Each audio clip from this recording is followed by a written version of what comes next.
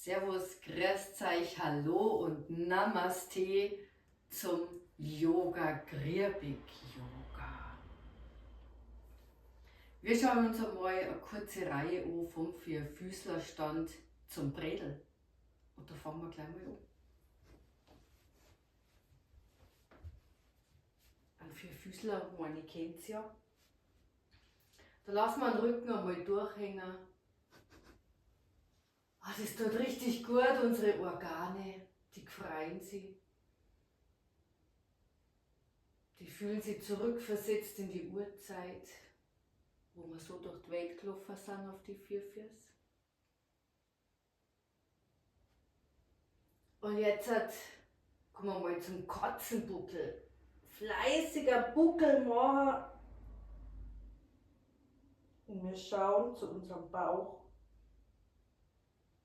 Und wieder zurück. Das machen wir jetzt ein paar Mal. 3, 4, 5 Mal. Und ihr atmet einfach so, wie ihr meint, das passt für euch.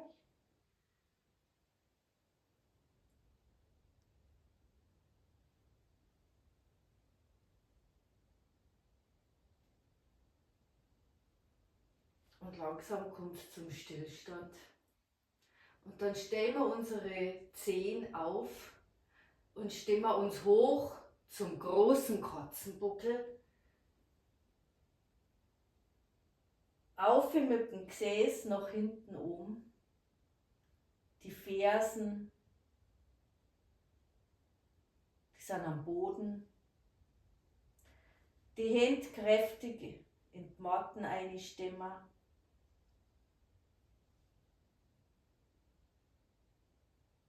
Die Füße sind begradigt.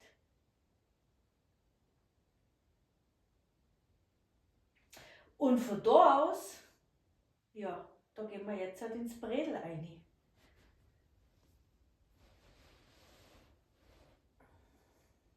Und das halt's einmal.